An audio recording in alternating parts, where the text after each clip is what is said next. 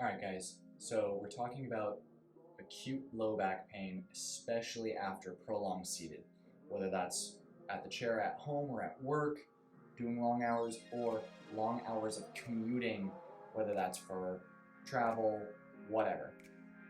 There are two ways that we can kind of get this low back pain to calm down. One is from a muscular perspective and one is from a joint segmental perspective. Starting off with the muscular perspective, right? When it comes to the paraspinal muscles, as they come down the back, they become very sensitive in and around this SI region, right? The two bony guys in the back. And so what we need to do is we need to get those muscles to chill out just a little bit so we can start to break that pain spasm cycle. As that muscle spasms, it becomes painful, which then causes more spasming, which becomes more painful. So we have to break that cycle somehow. So what we're going to do is we're going to use a lacrosse ball. If you don't have a lacrosse ball on hand, you can try to make a fist and do the same exact thing. And so we'll talk about how to do that in a second. What you're going to also need is something stable that you can place your legs up on. What I'm going to do is I'm going to lay flat on my back with my legs up on something. Ideally, you have something, whether that's a pillow or any sort of towel, jackets, blankets, whatever you have, to put under your knees so that your feet can actually dangle. From here, I can start off with just this, laying and trying to breathe down into my low back.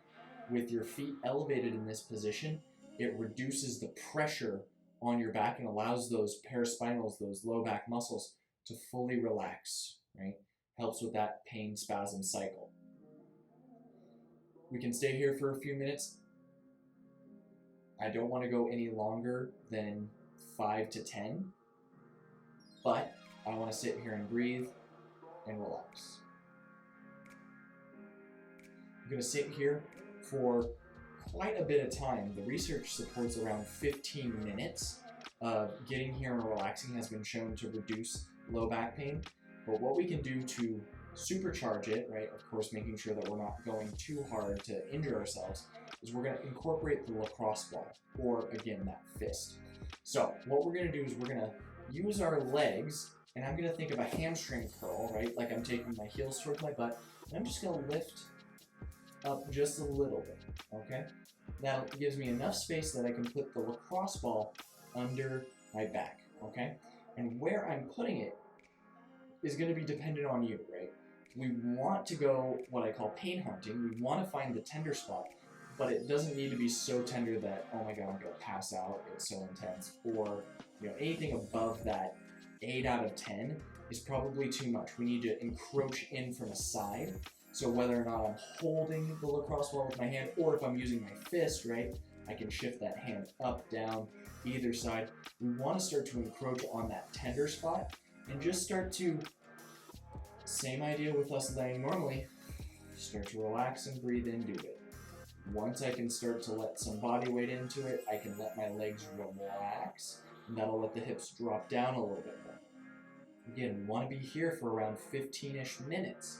So, spending some time loosening up those paraspinal muscles all the way from super high up. I've dealt with patients that have had to put that lacrosse ball all the way up in here, up towards their rib cage, and relax their way down and down and down and down. I've had patients that are able to just jump straight onto the ball. So wherever you're at is wherever you're at. Take the time. After about 15 minutes, even if the pain hasn't really gone away, I would dismount your lacrosse ball, your fist, or whatever, and try to bring those knees to your chest. Right? We don't want to bring the knees so far to the chest that we get flexion, that rounding in the low back, but just gets a little pressure off. And then we can remount. Right? Again, we want those feet dangling. This is the strategy that we like to use to reduce the muscular portion of this low back pain. So start there first, because that's usually a little easier to manage than the segmental joint dysfunction, okay? But how we work on the segmental joint dysfunction is with an SI mobilization. So what we're gonna do is I'm going to get into a dead bug position, right? Great core stability exercise, but we're not gonna use it for core stability this time. So my legs are in a 90 position, 90 degrees of knee flexion, 90 degrees of hip flexion, almost like I was sitting in a chair on my back. From here, what I'm gonna do is I'm gonna imagine doing the running man or mountain climber or whatever you wanna call it. This motion is gonna be the motion I'm trying to enact at my hips. But what I'm gonna do, importantly, is I'm going to block the movements with my hands. So, starting off, I wanna try to take this left knee towards my chest while my right leg straightens out, okay?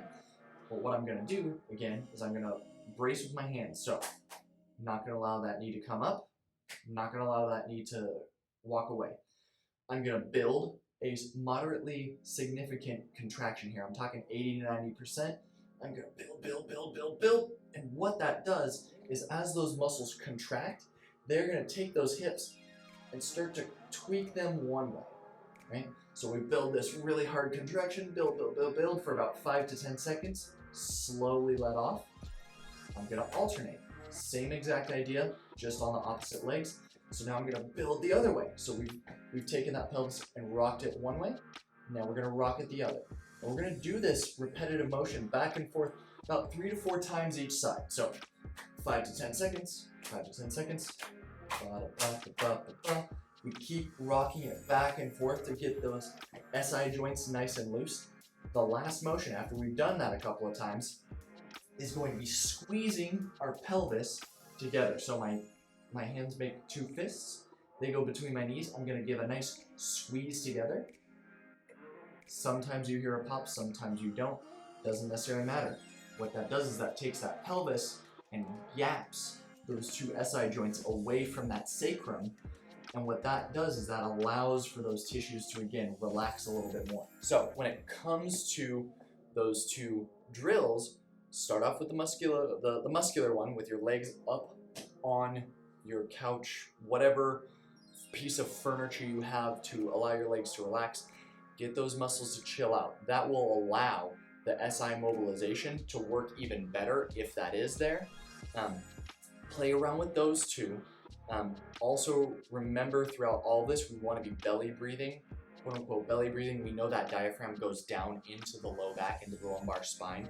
So if we're not enacting that and getting that to interact and move with that entire system, we're going to be a little up the creek without a paddle, if you will. And we know also as we have those parasympathetic style breaths, that calms down the nervous system will decrease pain as well, okay? So play around with those, let us know if you need anything else.